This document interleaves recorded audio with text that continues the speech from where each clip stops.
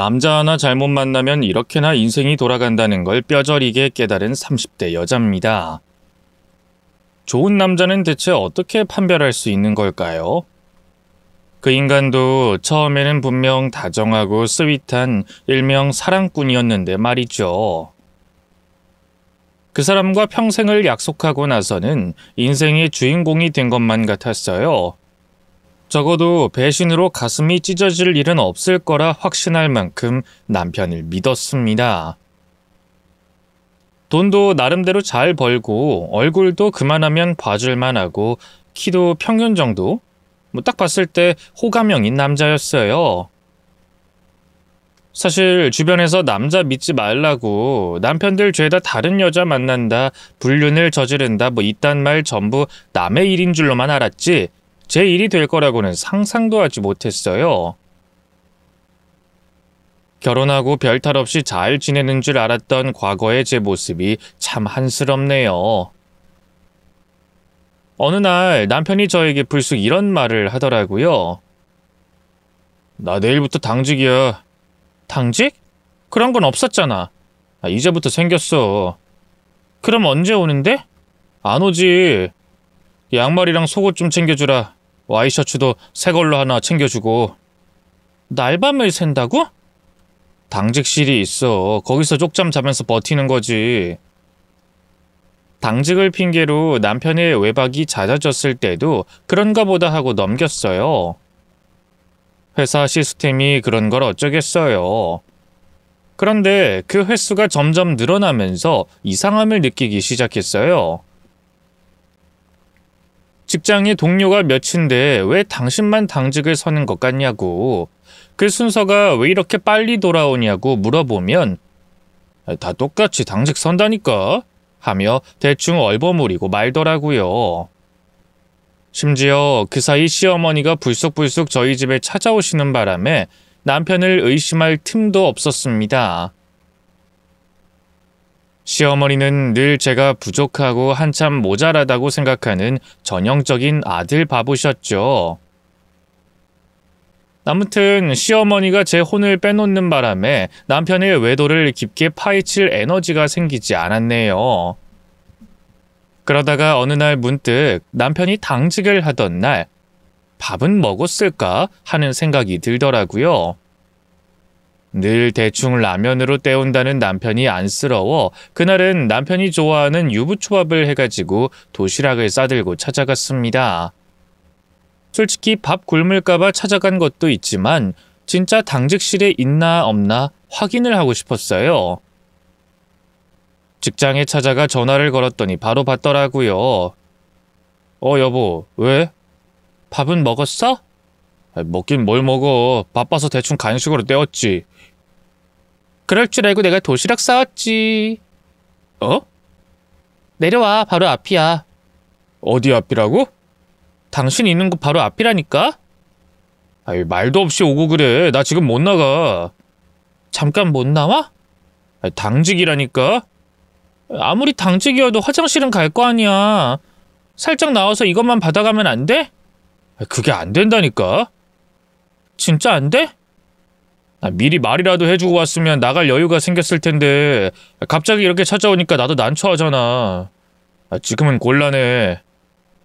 그래서 진짜 못 나온다고? 그럼 도시락 어디 맡길 때라도 없어? 밥은 먹어야지. 안 먹는다니까 왜 자꾸 안 하던 짓을 하냐? 왜 화를 내? 와이프가 도시락 싸왔으면 정성을 봐서라도 고맙다고 해주면 어디 덧나? 내가 원하는 건 당신이 집에서 편히 쉬고 있는 거야.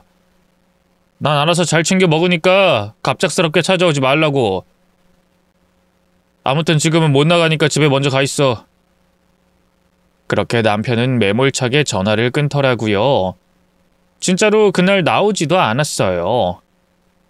이게 말이 되나요? 별로 바빠 보이지도 않더구만 갑자기 정색을 하면서 화를 내니까 저도 서럽고 지쳤네요. 그때부터 스멀스멀 의심의 감정이 자라났던 것 같아요. 어쩌면 이 인간이 숨기는 게 있기 때문에 기겁을 하고 전화를 끊어버렸을 수도 있겠구나. 좀 더 집요하게 캐물어 볼 걸 그랬나 아쉬움도 남더라고요. 아무튼 그 사건 이후 집에 돌아온 남편은 저에게 미안하다고, 일할 땐 예민해서 그렇다고 저더러 이해해달라 하며 대충 넘어가더라고요. 그래서 제가 남편에게 확실하게 전달했어요. 갑자기 찾아간 건 내 불찰이기도 해. 인정할게. 하지만 당신도 나한테 너무했어. 앞으로 이런 일 종종 있을 거야. 대신 미리 3시간 전쯤에 말하고 갈 테니까 당직실에 있다는 걸 나한테 증명시켜줘. 내 입장에서는 남편이 당직실에 있는지 펜션에 있는지 알게 뭐야? 와이프를 안심부터 시켜주는 게 제일 먼저 해야 할 일 아니야? 알겠어. 나도 앞으로 당황하지 않고 당신이 왔을 때 준비하고 있을게. 근데 그게 그렇게 의심스러웠어? 당신은 나를 진짜 모른다. 다른 남자들은 다 늑대여도 나 하나는 믿어도 된다니까? 솔직히 좀 서운하네. 믿지. 믿으니까 더 확신받고 싶은 거야. 나 당신만 바라보고 결혼한 거 알잖아. 다 포기하고 여기까지 온 건 다 당신 하나만 믿었기 때문이야. 알지? 나 호강시켜주기로 한 거. 나 당신을 위해서 희생한 거 많은 거 알지? 알지, 안다니까. 앞으로 내가 확신만 줄 테니까 안심하라고. 결혼을 하면서 제 직장을 관두고 남편을 따라왔기 때문에 어딘지 모르게 스스로 위축되는 부분이 있었어요. 더 좋은 직장에 다니는 남편을 따라 제가 옮기는 게 당연한 일이긴 했지만, 그럼 내 인생은 뭐지? 앞으로 나는 평생 전업주부로 살아야 하는 건가? 이럴 거면 학창시절에 왜 그렇게 공부를 열심히 했지? 하는 허탈감이 좀 들어서 살짝 우울증이 왔던 것 같아요. 그래서 그때 그 감정을 남편에게 토로하고 본의 아니게 집착 아닌 집착을 했던 건 인정합니다. 남편도 많이 질렸겠죠. 하지만 제 입장에서는 안 그래도 혼자 외로운데 당직까지 서가면서 와이프를 외롭게 하는 게 내심 서운했네요. 남편은 저를 안심시킨답시고 미리 알려만 주면 당직을 서다가도 언제든지 나가겠다고 약속을 하더라고요. 그래서 그 후로 몇 번 남편이 당직일 때 찾아간 적이 있었어요. 그러다가 어느 날 문득 남편을 보는데 피부가 너무 반짝이는 거예요. 선크림이나 수분크림을 절대 바르지 않아서 항상 까칠했던 피부를 달고 다녔기 때문에 그날따라 이상하게 남편이 낯설어서 물어봤어요. 여보, 얼굴에 뭐 발랐어? 아니? 아니긴 뭐가 아니야. 얼굴이 매끈한데. 원래 이렇게 촉촉한 피부 아니잖아. 화장품 냄새가 풀풀 나는구만 뭘. 이거? 그냥 회사에서 뭐 샘플 하나 주길래 발랐지. 어때? 피부 좀 좋아 보여? 사무실이 너무 건조하더라고. 당신이 크림을 바른다고? 얼굴에? 내가 바르라고 쥐어줄 땐 쳐다보지도 않더니 직접 발랐다고? 왜? 나는 뭐 얼굴에 뭐 좀 바르면 안 되냐? 당신은 허구한 날 화장품 사느라 다달이 돈 나가잖아. 나도 좀 꾸미고 살자. 아니, 내 말은 낯설어서 그렇지. 얼굴에 뭐 바르면 답답해서 싫다며.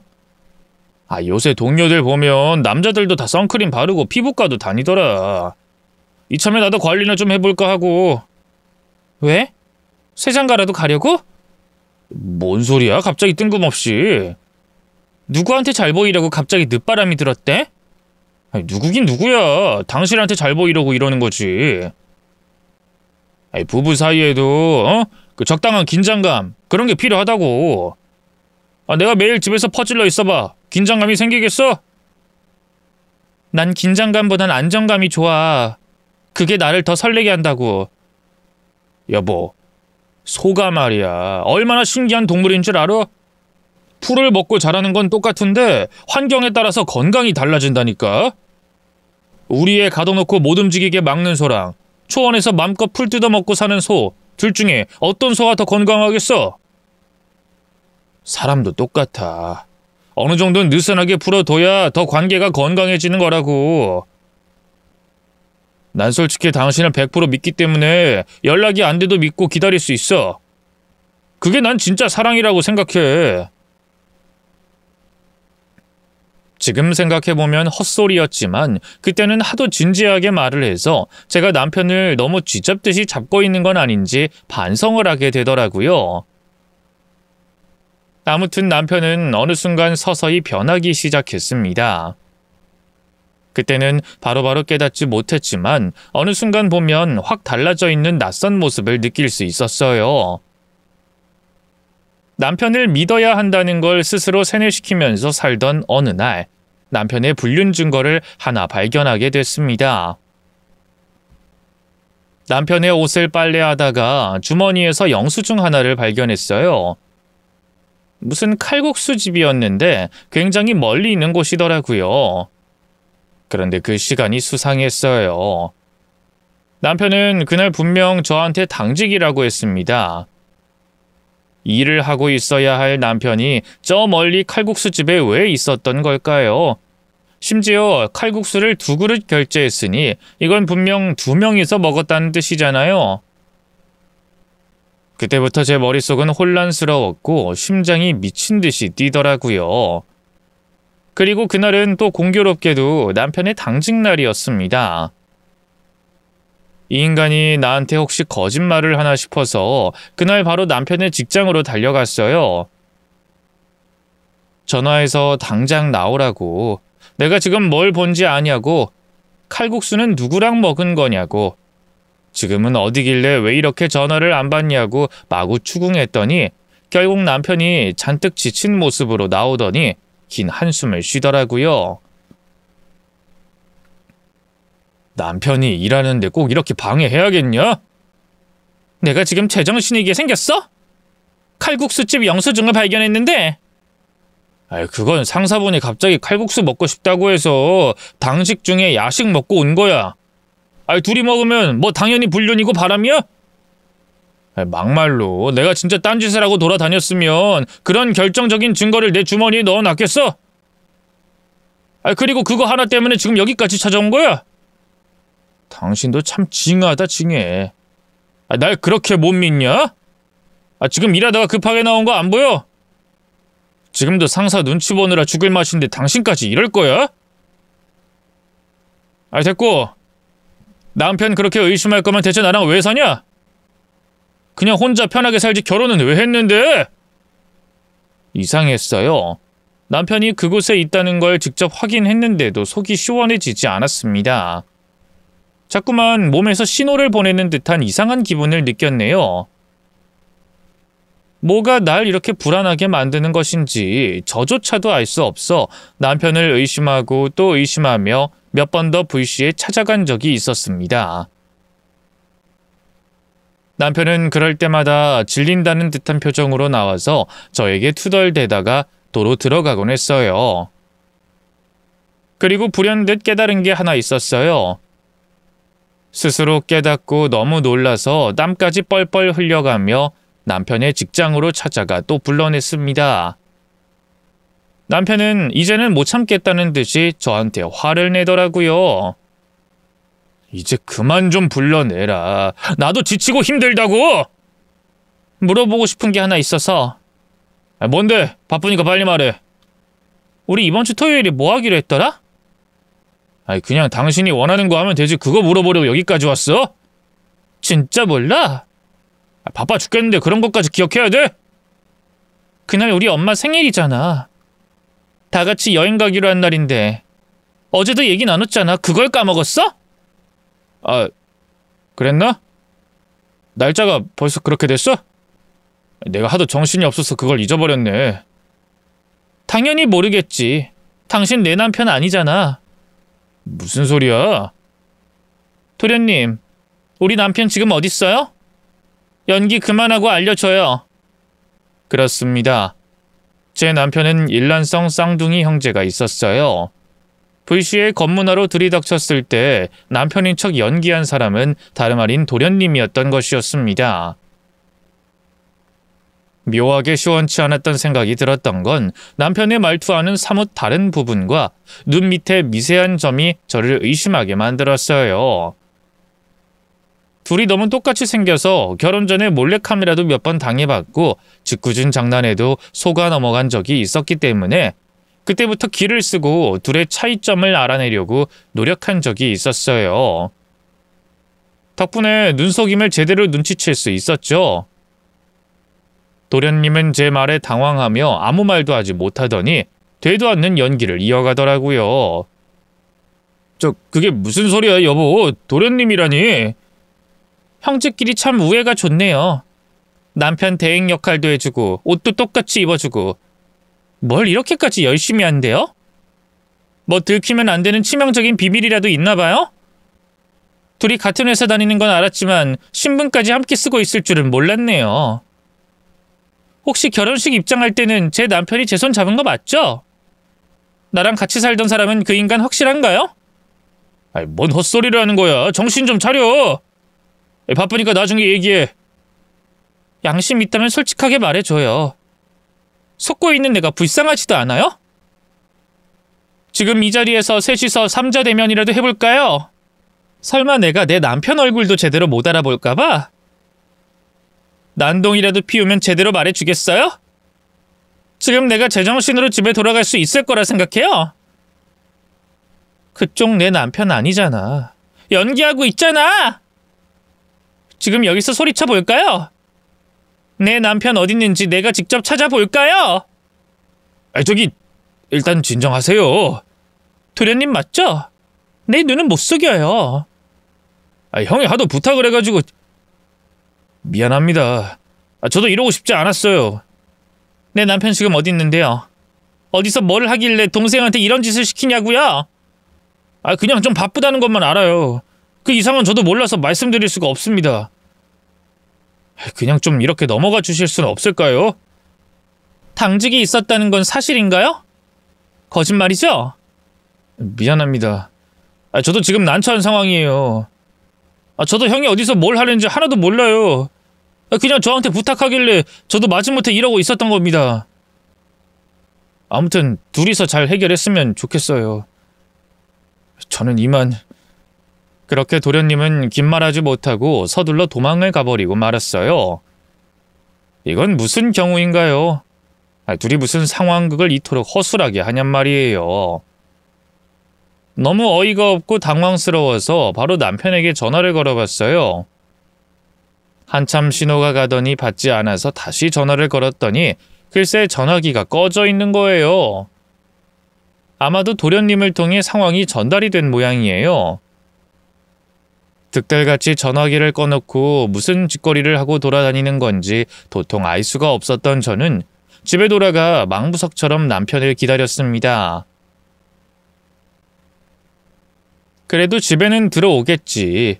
물건들이 다 여기 있는데 제 발로 기어 들어오겠지 싶어 잠도 안 자고 기다렸는데 남편은 하루가 지나도 이틀이 지나도 코빼기도 보이지 않았어요.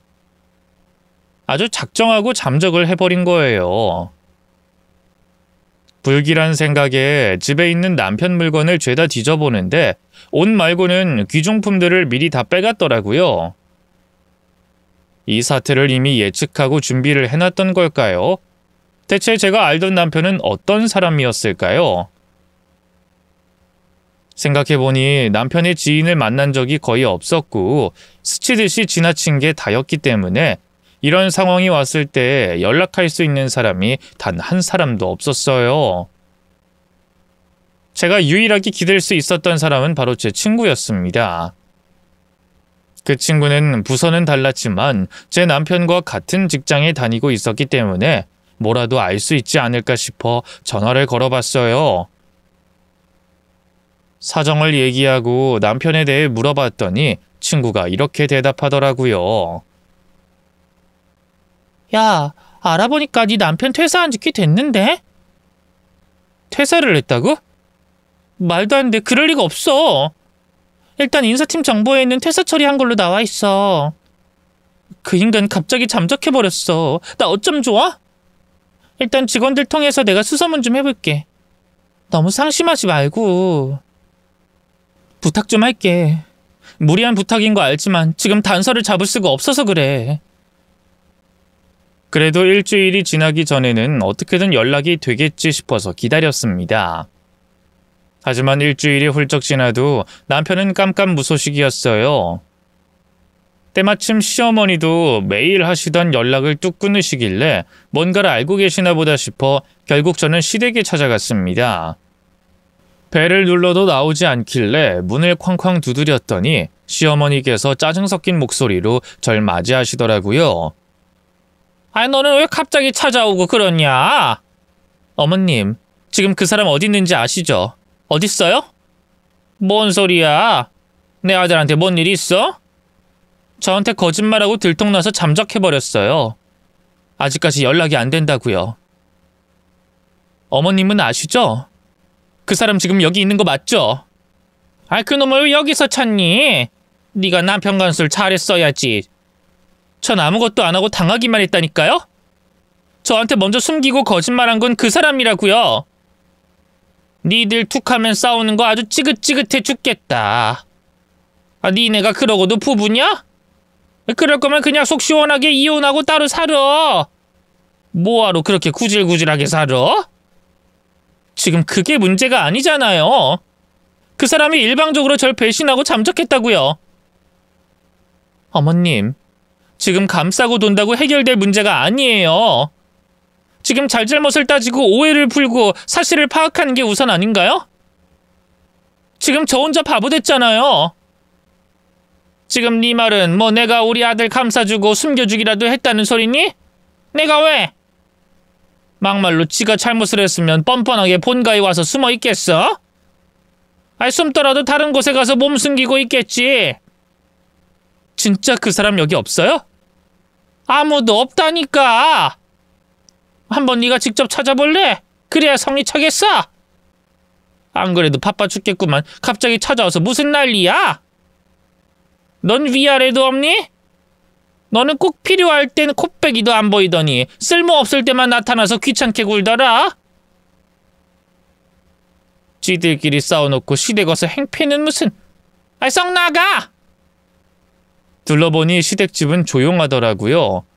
신발장에 신발도 없고 흔적도 없길래 그냥 그대로 나갔어요. 하지만 자꾸만 마음이 찝찝한 거예요. 가려다가 다시 돌아보게 되고 또 가려다가 다시 쳐다보게 되고 그걸 반복하다가 결국 시어머니가 마당에 나오는 광경을 멀리서 발견하게 됐죠. 시어머니는 제가 사라지기만을 바라신 듯 주변을 둘러보더니 충격적인 말을 했습니다. 멍청한 거 봐라. 며느리 바꾸길 잘했어. 엄마 말 듣길 잘했지? 그랬더니 집안에서는 남편 목소리가 들렸습니다. 진짜 간 거 확실하지? 들키면 난처해지니까 확실하게 해야 돼. 확실하게 내쫓았다니까. 아마 지금쯤 오만 대 뒤지면서 헛수고하고 있을 거다. 지가 멍청한 걸 탓해야지. 너는 그냥 네 할 일만 하면 되는 거다. 명심해. 그 말을 듣는데 피가 거꾸로 솟더라고요. 생각할 틈도 없이 바로 그 집으로 다시 달려갔습니다. 그랬더니 시어머니가 절 보며 놀라시더니 재빨리 집에 들어가 문을 잠그시더라고요. 흥분했던 저는 문을 쾅쾅 두드리며 계속 열어달라고 소리쳤고 시어머니는 열 수 없다고 당장 돌아가라고 외쳤습니다. 저는 다른 거 필요 없이 남편과 대화 한마디라도 나누고 싶었어요. 왜 그렇게 갑자기 잠적을 한 건지, 대체 무슨 일이 있었던 건지 속 시원하게 이야기를 할 수만 있다면 소원이 없을 것 같았습니다. 그래서 저도 그때는 눈이 돌아가서 주변에 있던 소화기를 들고 문 손잡이를 쾅쾅 내려찍기 시작했어요. 집안에서는 저더러 미쳤다고 당장 신고하겠다고 난리를 쳤지만 제 눈에는 아무것도 보이지 않았습니다. 몇 번 내려치니까 어느새 문고리가 느슨해지더라고요. 최대한 힘을 모아서 쾅 내려치니까 결국 문고리가 떨어져 나갔습니다. 시댁문은 속절없이 열리고 말았죠. 열리자마자 남편이 절 향해 다가오더니 고함을 지르더라고요. 야, 미쳤어? 왜 남의 집 문을 박살내? 당신이 날 무시하니까. 이게 사람을 대하는 태도야? 여기 있으면서 왜 숨어 있었던 건데? 며느리를 바꿨다고? 바꾸길 잘했다고? 그게 대체 무슨 소린데? 설명을 해봐 어서! 헛소리를 믿냐? 우리끼리 장난으로 한 말을 듣고 왜 죽자고 달려드는 건데? 미쳐도 아주 단단히 미쳤네. 지금 네 눈 완전히 돌았어. 내가 이런 거 무서워서 도망을 친 거야. 하도 소름이 돋고 무서워서 오죽하면 내가 잠수를 탔겠냐? 넌 눈치도 없냐? 연락 없고 잠적하면 알아서 눈치껏 집에서 기다리고 있어야지. 왜 난동을 부려? 생각할 시간 필요하다고. 제발 나 좀 혼자 내버려 두라고. 그럼 그걸 말했으면 됐잖아. 왜 사람 미치게 만드는 건데? 말했으면 네가 날 혼자 내버려 뒀겠냐? 또 의심하고 집착했겠지. 또 못살게 굴었겠지. 너는 끝까지 날 이해 못했을 거야. 당신 여자 있잖아. 왜 솔직하게 말을 못해? 빙빙 둘러서 변명하지 말고 제대로 좀 말하라고. 난 그게 답답해서 온 거고 진실을 듣고 싶은 거야. 왜 나를 의부증 환자로 만들어? 당신이 나라면 안 미치겠어? 남편 대신 도련님이 나타나서 남편 행세하면서 날 속이고 있는데 당신이라면 다 이해하고 넘어가 줄 수 있겠어? 딱 봐도 의심스러운 상황이잖아. 일단 집에 가 있어. 오늘 저녁에 나도 넘어갈게. 나도 지금 집안에서 해결해야 할 일이 있어서 그래. 일단 나 한 번만 믿어주라. 집에 가서 다 해명할 거니까 마지막으로 날 좀 이해해줘. 어? 부탁이다. 내가 언제 이런 부탁하는 거 봤어? 부부끼린 신뢰가 우선이잖아. 지금 네가 날 믿지 못하면 난 진짜 이 결혼 생활의 의미를 찾을 수가 없어. 그러니까 얼른 집에 가 있어. 곧 있으면 집안 어르신들 올 거야. 지금 이 꼴 보여주고 싶지 않잖아. 일단 가족끼리 해야 할 일이 있으니까 그것만 해치우고 나중에 설명할게. 남편은 제 등을 떠밀며 집에 먼저 가라고 재촉했어요. 더 할 말이 남았지만 시어머니 보는 앞에서 남편과 크게 다툴 순 없어서 저도 일단은 후퇴하기로 결심했습니다. 저도 정말 바보 같았죠. 남편이 무사하게 지내는 걸 봤으니 그나마 다행이라 생각했어요. 시댁에서는 요리하는 냄새가 나더라고요. 전 부치는 냄새, 참기름 냄새. 남편 또한 무슨 일을 앞두고 있는 것처럼 잘 차려입고 머리에 무스까지 바른 채로 있더라고요. 물어보고 싶은 것들도 많았고 화도 내고 싶었지만 감정을 꾹꾹 눌러 담았어요. 며느리가 왔는데 요리를 도우라는 소리도 안 하시고 뭔가 낯선 기분이 들었지만 문까지 박살내버린 마당에 제가 어떻게 더 난동을 부릴 수 있겠어요. 이제야 좀 마음이 차분해지면서 무슨 짓을 했나 싶더라고요. 그렇게 남편과 옥신각신하다가 결국 그 집에서 쫓겨나듯이 나온 후 터벅터벅 걷고 있는데 한 어르신이 저한테 다가와서 묻더라고요. 그쪽이 새댁인가? 네? 저 집 새댁 맞지? 아, 네, 제가 며느리입니다. 안 그래도 가는 길인데 오늘 잔칫날 맞지? 잔치요? 아이 그래, 결혼하고 신혼여행 갔다 돌아왔잖아. 그래서 오늘 한상 거하게 차린다길래 가고 있는데 다 준비됐는가? 신혼여행을 갔다가 돌아왔다고요? 오늘요? 어? 아이 저 집 새댁 아니여? 맞는데... 어르신과 이상하게 대화가 잘 통하지 않는다는 느낌을 받았어요. 신혼여행이라뇨. 저희는 신혼여행을 생략하고 살림부터 합쳤는데 무슨 소리를 하시는 건지 모르겠더라고요. 그러다가 문득 시어머니가 말씀하신 내용이 생각났어요. 며느리를 바꾸길 잘했다는 그 말의 뜻을 어떻게 해석해야 하나 혼란스러워하던 찰나 시댁 앞에 차 한 대가 도착했어요. 굉장히 익숙한 차였어요. 설마 하는 마음으로 다가가 보니 그 안에서 낯익은 여자가 곱게 한복을 차려입고 내리더라고요. 차에서 내린 그 여자, 오늘의 주인공이자 진짜 새댁인 그 사람은 다름 아닌 제 친구였습니다. 제 남편과 같은 직장에 다니면서 제 고민도 들어주고 유일한 버팀목이었던 그 친구. 그나마 가까운 곳에 친구 하나라도 있어서 다행이라고 가슴을 쓸어내렸던 그 친구가 바로 저를 배신한 여자였던 거예요. 너무 어이가 없어서 제가 먼저 그 친구의 이름을 불렀어요. 은희야. 제가 부르니 친구는 놀라 뒤집어지더라고요. 뭐라고 해야 할지 몰라 얼버무리는데 그 꼴이 참 웃겼습니다. 내가 여기 온 건 있잖아. 네가 왜 한복을 입고 여기 온 건데? 그게 그럴 만한 사정이 있었어. 네가 여기 새댁이야? 신혼여행 다녀왔다고 하던데 결혼 축하 잔치를 참 거하게 하네? 어떤 식으로든 이해가 안 될 거라는 걸 잘 알아. 하지만 꼭 나중에 설명할게. 진짜 진심으로 내가 사과할게. 사과? 지금 이게 사과로 된다고 생각해? 언제부터였는데? 솔직히 말해. 그냥 서서히 조금씩 그렇게 가까워졌어.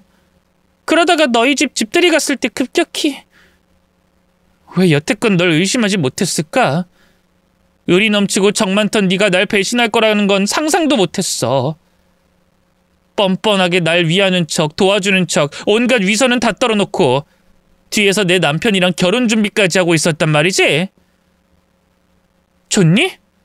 친구 남편이었던 사람 뺏으니까 네가 막 승자가 된 것 같고 그래? 이런 말 지금 여기서 안 하고 싶었는데 이 모든 사태가 너로 인해 벌어졌다는 거 모르겠어? 너의 미친 행동 때문에 그 사람이 얼마나 힘들었는지 알아? 그렇게 집착하고 사람을 쥐어짜느니까 자꾸만 바깥에 놔둘지. 네 남편 간수 못한 건 네 잘못이야. 그거 알아? 그 사람 신혼집이 그렇게 지옥일 수가 없었대. 나랑 있을 때 그제야 숨통이 트이는 것 같대. 그래서 뺏었니? 내 자리가 그렇게 탐났어? 네 인생도 참 알만하다. 어떻게 질투할 사람이 없어서 나를 질투해? 내 인생이 그렇게 대단해 보였어? 내 남자가 그렇게 대단해 보였니? 난 그래도 네가 똑똑하고 현명한 친구인 줄 알았는데 실망이네. 적어도 나한테 말은 해줬어야지. 그런 짓을 벌이고 있으면서 감히 날 갖고 놀아? 도저히 입이 안 떨어지더라. 그래도 양심의 가책은 늘 느끼고 있었어. 그래서 너한테 최선을 다하려고 했고. 그래, 네가 나한테 잘해준 건 거짓된 우정이었구나. 이제야 알겠네. 사람이 어떻게 그렇게 한없이 착할 수가 있던 건지 그땐 알지 못했어. 내 남편이 딴짓하고 다니는 거 알고 몰래 뒤에서 조사해주겠다고 했던 너의 선의도, 남편이 생활비 하나도 안 준다고 했더니 나한테 생활비 하라고 돈까지 꺼줬던 것도 난 그냥 네가 착해서 그런 줄 알았지. 난 그런 줄도 모르고 너한테 언젠가 보답하려고 했지. 세상이 가혹해도 살만하다고 느낀 건 전부 너 때문이었는데 네가 내 등에 칼을 꽂을 줄은 몰랐네. 언제까지 날 속이려고 한 건데? 평생 내 남편 쥐고 흔들고 힘들어하는 내 모습 보면서 쾌감 느끼면서 살려고 그랬어? 순서가 뒤죽박죽이라 나도 할 말은 없지만 시어머니가 날 너무 좋아하셨어. 여기 집안 어르신 곧 있으면 돌아가실 것 같으니 그 전에 식을 올리고 싶어 하셨어. 넌 제대로 식도 못 올리고 살림부터 합쳤잖아. 어머님은 그걸 무지 마음에 안 들어 하셨다고. 네가 그 집안에 비집고 들어간 것 자체가 이 집안에서는 큰 재앙이었던 거야. 솔직히 말해서 너네 아직 혼인신고도 안 했잖아. 왜겠니? 왜 아직 집안에서 혼인신고도 하지 말고 식도 올리지 말고 조용히 살라고 했겠니? 부끄러워서 그런 거잖아. 네가 헤어지면 죽을 것 같다고 난리치는 바람에 차마 헤어지라는 소리는 못하겠고 그냥 그렇게 어영부영 살림 합치게 해준 거라는 생각 안 드니? 솔직히 말해서 너희 둘은 지금 헤어져도 깔끔하게 갈라질 수 있어. 그리고 난 그 사람을 향한 마음만큼은 진심이야. 진짜 사람을 사랑하잖아? 그럼 그 사람이 어떤 상황에 있든 어떤 결함이 있든 그건 하나도 중요하지 않더라. 그 사람만 있으면 충분하다는 생각이 들더라. 그게 진짜 사랑이라고 난 생각해. 그러니까 지금 네가 하는 건 사랑이 아니라 집착이고 고집이야. 내가 볼 땐 그거 병이야. 병원 가야 된다고. 그리고 지금 마을 잔치 준비하느라 정신없거든? 집에 가서 곰곰이 생각해봐. 지금 이런 상황이 왜 펼쳐졌는지, 너는 왜 버림을 받았는지, 앞으로 어떻게 살아가야 할지 잘 생각해보면 답이 나올 거야. 무작정 살림만 합치고 동거만 했던 너희가 법적 부부겠니? 아니면 결혼식 올리고 신혼여행까지 다녀와서 어르신들 보는 앞에서 잔치까지 여는 우리가 법적 부부겠니? 나도 솔직히 이 상황이 좀 어이가 없거든. 나도 이해하려고 노력하고 있으니까 너도 이쯤에서 양보해줘. 설마 사랑도 없는 결혼생활 억지로 이어가고 싶은 건 아니지? 너무 어이가 없고 황당하니 입이 굳어 제대로 말도 안 나오더라고요. 왜 이렇게 당당하게 나오는 건지, 왜 제가 본처인 건데도 방해자 취급을 받아야 하는 건지 도무지 알 수 없었어요. 생각해보면 순탄한 결혼 생활은 아니었습니다. 시부모님의 반대도 심했고 집안 사정으로 결혼식을 미루다 결국 애매해져서 가족끼리 식사를 하며 식을 대체했어요. 바쁘다는 남편의 핑계로 신혼여행은 꿈도 못 꿨고요. 아이를 낳으면 혼인신고와 함께 태교 여행을 신혼여행으로 대체하자는 남편의 약속만 굳게 믿고 있었네요. 시어머니는 며느리였던 절 그 누구에게도 소개시켜주지 않았고 마을 잔치는 고사하고 그 흔한 피로연도 하지 못했습니다. 이쯤 되면 진짜 이 집의 며느리는 제가 아니라 저 친구일 수도 있겠다는 생각이 들더라고요. 그 자리에서 주저앉아 오열하고 말았어요. 친구는 그런 저를 본체만치 하며 시댁집으로 휙 들어가 버리더라고요. 그리고 잠시 후 시어머니가 나와 저에게 다가왔습니다. 그리고 울면서 저에게 애원하시더라고요. 제발 우리 아들 좀 놔줘. 부탁이다. 이제 할 만큼 했잖아. 어머님, 지금 이 상황 설명이 필요할 것 같은데요. 내가 그러라고 했다. 일단 둘이 식부터 올리고 나머지 일은 차차 해결하라고 했어. 둘은 아무 잘못 없어. 내가 그러라고 시켜서 그런 거야. 너희들이 갈라서니 어쩌니 하면 시간이 오래 걸릴 거 아니니? 왜 저는 안 되고 쟤는 되는데요? 왜 저는 숨기고 쟤는 잔치까지 열어주세요? 우리 집안 어르신들이 며느리 집안이랑 학벌을 좀 많이 따지는 걸 어떡하니? 제대로 된 여자랑 결혼시키고 손주까지 낳으면 그때 재산을 물려준다고 하니 서두를 수밖에 없었어. 솔직히 너는 여태껏 며느리 구실 한 번을 못했잖아. 배경도 별로고 내세울 게 없으면 얼른 손주라도 낳아줬어야지. 임신도 못하고 계속 내 아들 옆에서 등골이나 빼먹고 있는 애를 내가 어떻게 예뻐할 수가 있겠어? 처음엔 내 아들이 다른 여자를 만난다고 하길래 미쳤다고 생각했지. 근데 보면 볼수록 참 예쁘고 탐이 나더라. 너는 솔직히 데리고 다니기 창피하고 숨기고 싶은데 그 애는 자꾸만 자랑하고 싶더라. 우리 집안 어르신들도 다 그 애를 예뻐하는데 그럼 나더러 어쩌란 말이니? 아이 숨기고 싶으니까 결혼식을 생략했고 잔치도 생략했겠지. 난 이제 우리 아들이 제대로 된 임자 만났다고 생각해. 너희들 따지고 보면 결혼 생활도 아니고 그냥 동거 경험 그 정도만 한 거잖아.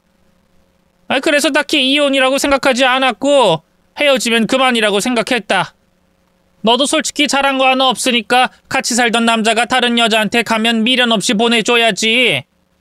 언제까지 구질구질하게 매달릴 건데? 눈치가 있으면 진작에 나가 떨어졌어야지. 왜 사람 난처하게 못살게 구는 건데? 우린 이미 변호사랑 상담도 진행하고 있거든? 뭐 소송이든 뭐든 하려면 하든가. 우리는 찔리는 거 하나도 없다. 네가 여태껏 내 아들 괴롭히고 정신적으로 피해준 거 우리도 증거 있으니까 어디 한번 붙어보던가. 며느리 부끄러울 수도 있죠. 결혼 반대할 수도 있어요. 다른 며느리로 바꾸고 싶을 수도 있다고 생각해요. 하지만 이건 경우가 아니잖아요. 한마디로 제가 지랄할까봐 몰래 며느리 하나 왕따시키고 이 큰일을 진행시키고 있었던 거잖아요. 제가 그렇게 무서우세요? 재산 분할이라도 해달라고 할까봐 두려우셨어요? 그래서 변호사랑 상담하고 있었던 거예요? 네가 너무 기가 세잖아. 널 감당할 수 있는 사람은 우리 집에 아무도 없어. 그러니까 내가 나설 수밖에 없지. 지금도 봐라. 뭘 잘했다고 나한테 바락바락 대들어? 막말로 네가 며느리 역할 잘하고 신랑한테 희생하는 여자였다면 이렇게 버림받았겠니? 남자 마음 다 똑같다. 팔자 세고 드센 여자는 금방 찔리지. 그러니까 내가 초반부터 반대를 한 거지. 우리 아들 인생 내가 구제하겠다는데 네가 뭔 상관이야? 이렇게까지 말했는데 못 알아듣고 버티는 것 좀 봐. 네가 그러니까 안 되는 거야. 여자가 고분고분한 맛이 있어야지. 아주 무서워 죽겠네. 집에서도 우리 아들한테 그딴 식으로 대했지? 그러니까 그놈이 벌벌 떨면서 여기로 도망왔지. 우린 우리끼리 알아서 잘 살 테니까 너는 네가 원하는 인생 살아. 너희가 애가 있기래, 공동재산이 있기래. 갈라서면 끝이지.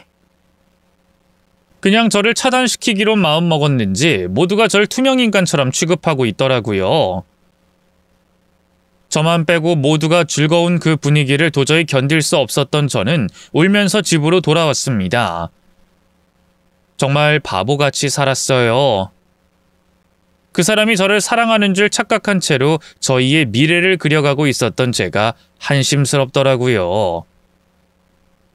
저는 혼자서 발버둥을 치고 있었던 거예요. 그리고 저도 모르게 위축이 되더라고요. 그 친구는 제가 봐도 참 괜찮은 신부감이었거든요. 그런 애가 제 남편을 탐낼 줄은 상상도 하지 못했지만 그런 식으로 절 농락할 줄은 몰랐어요. 왜 나랑 먼저 헤어지지 않고 동시에 만났을까? 그 이유가 정말 궁금했는데 나중에 헤어짐을 준비하면서 알게 됐어요. 제가 조만간 친정 부모님께 상속받을 재산이 아주 조금 있었는데 그걸 받으면 남편에게 사업자금을 대주기로 했거든요. 아마도 제가 가진 걸 탈탈 털어낸 후 더 이상 털어낼 것이 없을 때 버리려고 했던 거겠죠. 그 생각을 하니 정말 치가 떨리고 분하더군요. 도저히 용서할 수 없었어요. 이미 그 집안에서 기센 여자로 통하는 제가 더 이상 얌전 떨 필요가 있나요? 이왕 이렇게 된 거 진흙탕 싸움을 한번 펼쳐보자 싶었죠. 시댁이 있는 마을 어르신들에게 울면서 하소연하며 내 편을 만들고 남편의 직장에 불륜 사실을 퍼뜨렸지만 속이 시원해지진 않았어요. 어쨌든 저는 숨겨져 있던 아내이자 며느리였고 공개적인 안주인은 상간녀였으니까요. 억울한 채로 이대로 포기해야 하나 싶을 때 도련님에게 연락이 왔네요. 만나서 얘기를 좀 나누자고 하더라고요. 만났더니 저에게 진심으로 사과를 했네요. 미안합니다. 그땐 저도 집안 분위기가 좀 그래서 휩쓸렸어요. 상심이 크신 거 잘 압니다. 그래도 참 좋으신 분이었는데 어쩌다가 우리 형을 만나서 아무튼 참 유감입니다. 이제 와서 그게 다 무슨 소용인가요? 저는 그 집안 사람들한테 팽당하고 갈 곳을 잃었는데 돈에 미친 집안이라 그래요. 저도 가끔은 이해할 수가 없는데 아무튼 엮이지 않는 게 다행일지도 모릅니다. 이런 말이 위로가 되는지는 잘 모르겠지만 어쨌든 언젠간 실망하고 이혼하셨을 겁니다. 일찍 갈라서는 게 어쩌면 좋을지도 몰라요. 그래도 도련님이라면 나한테 제일 먼저 알려줄 거라 생각했어요. 나름 사이가 돈독했다고 생각했는데 실망이 컸네요. 저도 이제 정신이 바짝 들어요. 쌍둥이인데도 몇 초 먼저 태어났다는 이유로 모든 걸 형한테 몰빵해주는 집안 분위기가 너무 싫었거든요. 믿으실진 모르겠지만 저희 집안이 아주 지긋지긋합니다. 정말 저한테 미안하세요? 네. 혼자 싸우시는 모습 보니까 더 죄책감이 듭니다. 그럼 저를 좀 도와줄 수 있나요? 제가요? 네. 도련님만이 할 수 있는 일이에요. 죄책감이 드신다고 했잖아요. 저를 좀만 도와주시면 더 이상 도련님 원망 안 할게요. 쌍둥이였기 때문에 그 작전이 통했던 것 같아요. 저는 은근한 방법으로 상간녀와 전 남편에게 한 방 먹이기로 결심했습니다. 상간녀에게 문자 한 통을 남겼네요. 네 남편 간수 좀 잘해줄래? 자꾸 귀찮게 구네.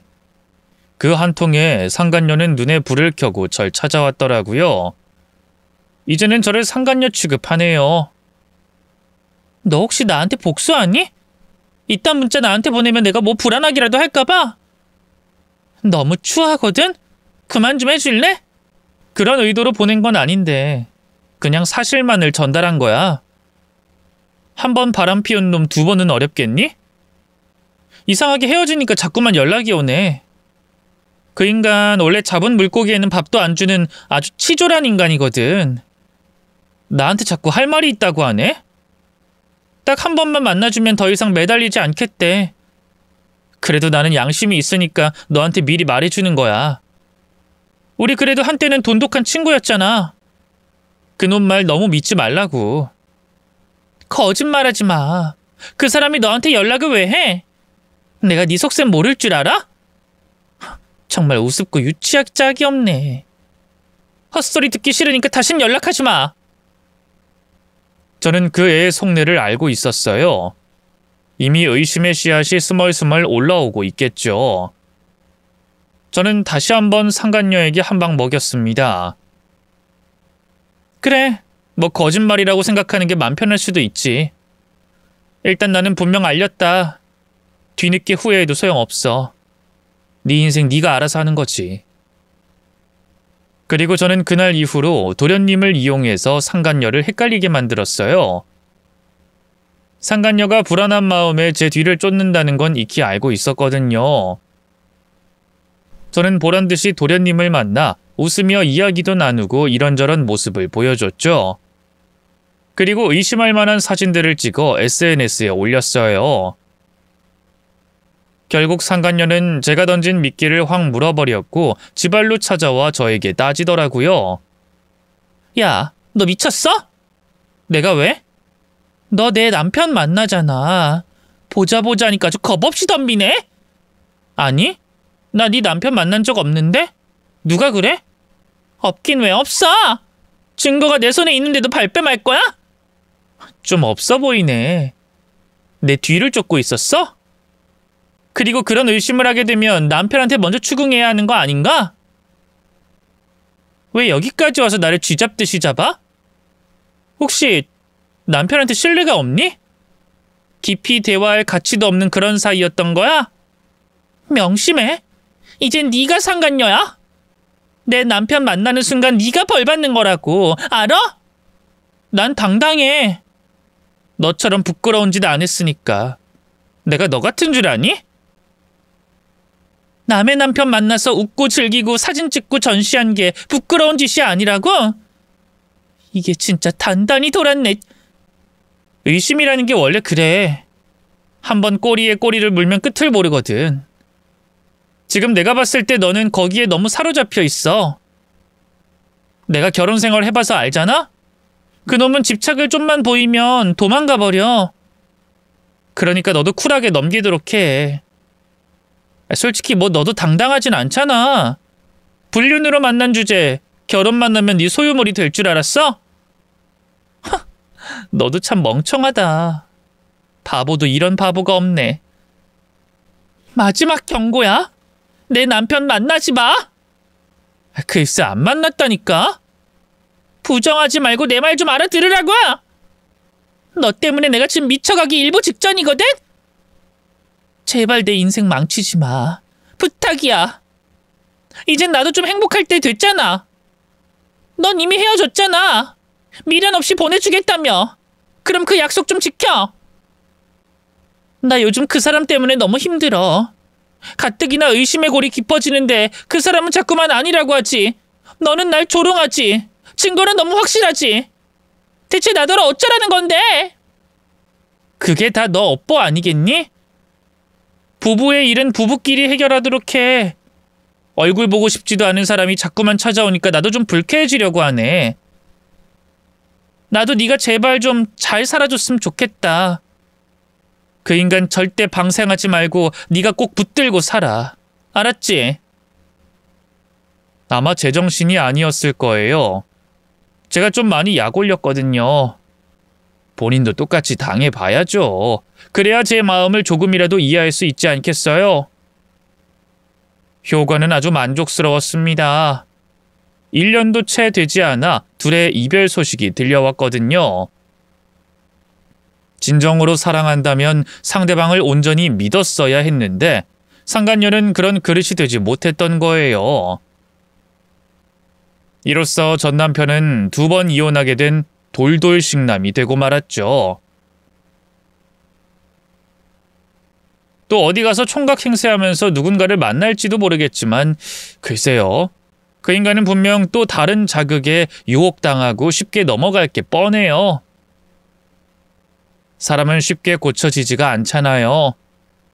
평생 그렇게 엉망인 채로 살아가면 좋겠네요. 아무튼 둘이 갈라섰다는 얘기를 들으니 10년 묵은 채증이 한 번에 내려가는 기분이 들더라고요. 헤어짐을 겪은 후로 저도 깨달은 게 많아요. 나를 구제해줄 사람은 나밖에 없다는 것, 그리고 혼자 살려면 가장 필요한 게 건강과 돈이라는 것. 이 2가지를 교훈 삼아 열심히 살았네요. 솔직히 학벌에 콤플렉스도 많았고 능력도 내세울 게 없었던지라 이참에 인생 한번 제대로 개조해봐야겠다 하고 새 출발을 했습니다. 아직도 진행 중이지만 적어도 몇 년 전 결혼 생활을 하기 전에 비해서는 많이 성장했다는 걸 느끼고 있어요. 그것만으로도 뿌듯합니다. 상간녀와 헤어진 이후로 전 남편은 저에게 남자친구 있냐, 만나는 사람이 있냐, 썸 타는 사람이 있냐, 뭐 그딴 걸 물어보더니 다시 자기랑 잘해볼 생각이 있냐고 넌지시 던지더라고요. 어이가 없어서 꺼지라고 했어요. 양심이 있는 건지 없는 건지. 이런 사람을 남편이랍시고 믿었던 지난 세월이 아깝네요. 지금쯤 시어머니도 많이 힘든 시간을 보내고 계시겠죠? 아들을 더 좋은 곳에 장가 보내려다가 완전히 폭망하고 말았잖아요. 어쨌든 사람에게 상처를 준 사람은 반드시 돌려받는다는 걸 깨닫게 된 일화였네요. 이제 바보같이 주기만 하는 사랑은 하지 않으려고요. 사랑도 연애도 결혼도 서로 주고받고 교감이 있어야만 건강한 관계를 유지할 수 있다는 걸 깨닫게 된 이후로 연애관이 완전히 달라졌어요. 비록 사랑도 잃고 친구도 잃었지만 더 큰 인생의 교훈을 얻었기 때문에 나름대로 만족합니다. 이렇게 사연을 쓸 수 있을 정도로 인생의 고난을 얻었으니 앞으로의 일들은 술술 잘 풀리겠죠. 저는 제 내일이 너무 기대가 됩니다. 아무튼 사연 읽어주셔서 너무 감사드리고요. 여러분들도 앞으로의 인생 술술 잘 풀리시길 바라겠습니다. 그럼 모두 안녕히 계세요.